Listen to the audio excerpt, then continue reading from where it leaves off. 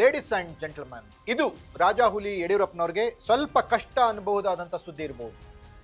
ಯತ್ನಾಳ್ ಅವರಿಗೆ ಖುಷಿಯೋ ಖುಷಿ. ಯತ್ನಾಳ್ ಅಭಿಮಾನಿಗಳಿಗೆ ಯತ್ನಾಳ್ ಅವ್ರನ್ನ ಹಿಂದುತ್ವದ ಹೃದಯ ಸಾಮ್ರಾಟ ಅಂತ ಏನು ಹೇಳ್ತಾರೆ ಅಭಿಮಾನಿಗಳಿದಾರಲ್ಲ, ಅವರಿಗೆಲ್ಲ ತುಂಬ ಖುಷಿ ಈಗ. ಯಾಕಂದರೆ ಕರ್ನಾಟಕಕ್ಕೆ ಹಿಂದೂ ಹುಲಿ ರಾಜ್ಯಾಧ್ಯಕ್ಷರಾಗೋದು ಕನ್ಫರ್ಮ್ ಅನ್ನುವಂಥ ವಾತಾವರಣ ನಿರ್ಮಾಣ ಆಗ್ತಾ ಇದೆ. ಯಾರು ಹಾಗಾದರೆ ಪ್ರಖರ ಹಿಂದುತ್ವವಾದಿ ಯಾರು? ಅನಂತಕುಮಾರ್ ಹೆಗಡೆ ಅವರ, ಬಸನಗೌಡ ಪಾಟೀಲ್ ಯತ್ನಾಳ್ ಅವರ, ಯಾರು? ಎಕ್ಸ್ಕ್ಲೂಸಿವ್ ಸ್ಟೋರಿ, ನೆಲ ಜಲ ಭಾಷೆಗಾಗಿ ಪ್ರಾಮಾಣಿಕ ಪತ್ರಿಕೋದ್ಯಮ. ನಾನು ಹೇಮಂತ್.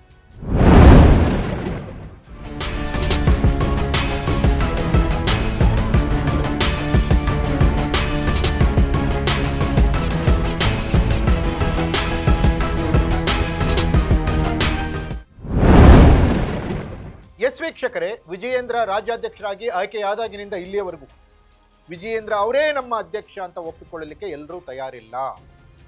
ಹಂಗಾಮಿ ಅಧ್ಯಕ್ಷ ಅಂತ ಏನು ಆಯ್ಕೆಯಾಗಿತ್ತು, ಅದಾದಮೇಲೆ ವರ್ಷಗಳನ್ನು ಕಳೆದ್ರೂ ಕೂಡ ಅವರು ಪೂರ್ಣಾವಧಿಯ ಅಧ್ಯಕ್ಷ ಅನ್ನೋ ಥರದ್ದು ಇವತ್ತಿಗೂ ಘೋಷಣೆಯಾಗಿಲ್ಲ.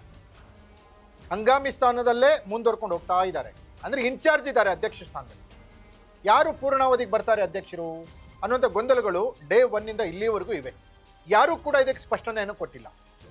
ಒಂದು ಕಡೆ ಯತ್ನಾಳ್ ಬಣ ಅವ್ರದ್ದೇ ಆದಂಥ ಲೆಕ್ಕಾಚಾರಗಳನ್ನು ಹೇಳ್ತಾ ಇದೆ, ಮತ್ತೊಂದು ಕಡೆ ಯಡಿಯೂರಪ್ಪನವರ ಬಣ, ವಿಜೇಂದ್ರ ಬಣ ಇವ್ರದ್ದೇ ಆದಂಥ ಲೆಕ್ಕಾಚಾರಗಳನ್ನು ಹೇಳ್ತಾ ಇದೆ. ಮತ್ತೊಂದು ಕಡೆ ಮತ್ತೊಂದು ಗುಂಪು ಇದೆಯಲ್ಲ ಬಿ ಜೆ ಪಿಯಲ್ಲಿ, Bommai, R Ashok etcetera etcetera, ಇವರು ಮತ್ತೊಂದು ಹೆಸರನ್ನು ಹೇಳ್ಕೊಂಡು ಮತ್ತೊಂದು ಲೆಕ್ಕವನ್ನು ಹೇಳ್ಕೊಂಡು ಬರ್ತಾ ಇದ್ದಾರೆ. ಈಗ ಬಿ ಜೆ ಪಿ ಏನಾಗಿದೆ ಅಂದರೆ ಮನೆಯೊಂದು ಮೂರು ಬಾಗಿಲು ಅನ್ನುವಂಥ ಸ್ಥಿತಿಯಲ್ಲಿದೆ. ಇಂಥ ಸಂದರ್ಭದಲ್ಲಿ ಯಾರಾದರೂ ಒಬ್ಬರು ಪ್ರಖರ ನಾಯಕನ ಅವಶ್ಯಕತೆ ಕರ್ನಾಟಕದಲ್ಲಿ ಬಿ ಜೆ ಪಿಗಿದೆ. ಯಡಿಯೂರಪ್ಪನವರ ಮಗನನ್ನು ಒಪ್ಕೊಳ್ಳಿಕ್ಕೆ ತಯಾರಿಲ್ಲದೆ ಇರುವಂಥ ಗುಂಪು ಬೇರೆ ಬೇರೆ ನಾಯಕರ ಹೆಸರುಗಳನ್ನು ಆಗಾಗ ತೇಲ್ಬಿಡ್ತಾ ಇರೋದು ಬಿ ಜೆ ಪಿಯಲ್ಲಿ ಕಾಮನ್ ಅನ್ನೋ ಥರ ಆಗಿದೆ. ಇಷ್ಟು ದಿನ ಯತ್ನಾಳ್ ಅವರ ಹೆಸರು ಬರ್ತಾ ಇತ್ತು ಬಿ ಜೆ ಪಿ ಅಧ್ಯಕ್ಷ ಸ್ಥಾನಕ್ಕೆ.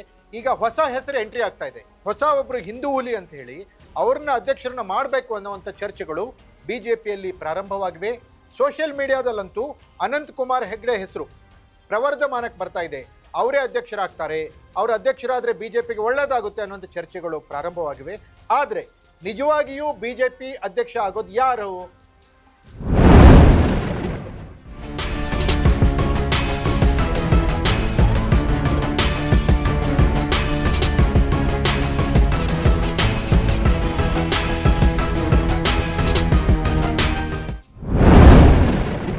ಎಸ್ ವೀಕ್ಷಕರೇ, ಅನಂತಕುಮಾರ್ ಹೆಗಡೆ ಬಿಜೆಪಿ ರಾಜ್ಯಾಧ್ಯಕ್ಷರಾಗ್ತಾರೆ ಅನ್ನುವಂಥ ಮಾತುಗಳು ಏನು ಕೇಳಿ ಬರ್ತಾ ಇದ್ದಾವೆ, ಇದು ಸತ್ಯಕ್ಕೆ ಅಷ್ಟು ಹತ್ತಿರದ ಸುದ್ದಿಗಳಲ್ಲ ಇವೆಲ್ಲ.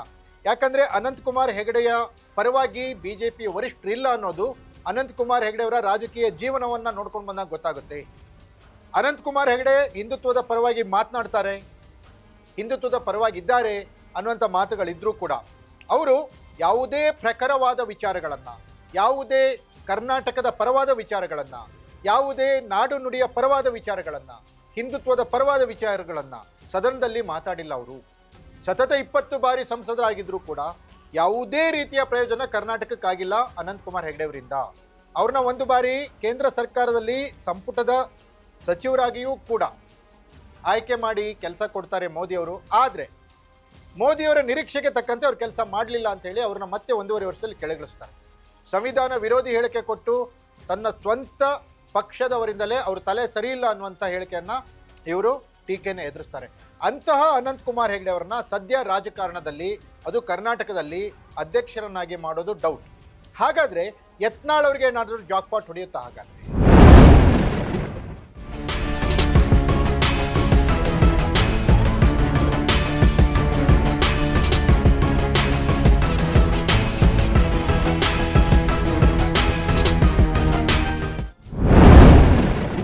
ವಿಜಯೇಂದ್ರ ಬೇಡವೇ ಬೇಡ ಅನ್ನೋ ತೀರ್ಮಾನಕ್ಕೆ ಬಂದರೆ ಯತ್ನಾಳ್ ಅವರು ಕರ್ನಾಟಕದ ಬಿಜೆಪಿ ಅಧ್ಯಕ್ಷರಾಗೋದು ಪಕ್ಕ ಅಂತ ಹೇಳಿ ಬಿಜೆಪಿಯ ಒಂದು ಗುಂಪು ಹೇಳ್ತಾ ಇದೆ.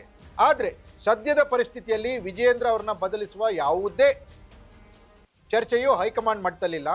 ಹಾಗೇನಾದರೂ ವಿಜಯೇಂದ್ರ ಅವ್ರನ್ನ ಬದಲಿಸುವ ತೀರ್ಮಾನಕ್ಕೆ ಹೈಕಮಾಂಡ್ ಬಂದರೆ ಮತ್ತೊಬ್ಬ ಲಿಂಗಾಯತ್ ನಾಯಕರನ್ನ ಬಿಜೆಪಿ ಅಧ್ಯಕ್ಷ ಸ್ಥಾನಕ್ಕೆ ತರೋದು ಮೋದಿ ಮತ್ತು ಅಮಿತ್ ಶಾ ಲೆಕ್ಕಾಚಾರ. ರೇಸ್ನಲ್ಲಿ ಸೋಮಣ್ಣನವರಿದ್ದಾರೆ. ಹಾಗಾದರೆ ಯಾವ ರೀತಿಯ ಅಧ್ಯಕ್ಷ ಸ್ಥಾನದ ಆಯ್ಕೆ ಬಿಜೆಪಿಯಲ್ಲಿ ನಡೆಯುತ್ತೆ?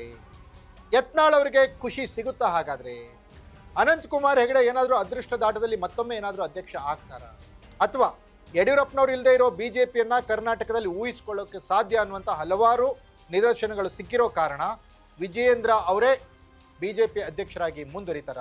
ಈ ಎಲ್ಲದಕ್ಕೂ ಕಾಲವೇ ಉತ್ತರ ಹೇಳುತ್ತೆ. ಇದಾಗಿತ್ತು ಎಕ್ಸ್ಕ್ಲೂಸಿವ್ ಸ್ಟೋರಿ. ನೆಲ ಜಲ ಭಾಷೆಗಾಗಿ ನೋಡ್ತಾ ಇರಿ ಫೋಕಸ್ ಟಿವಿ.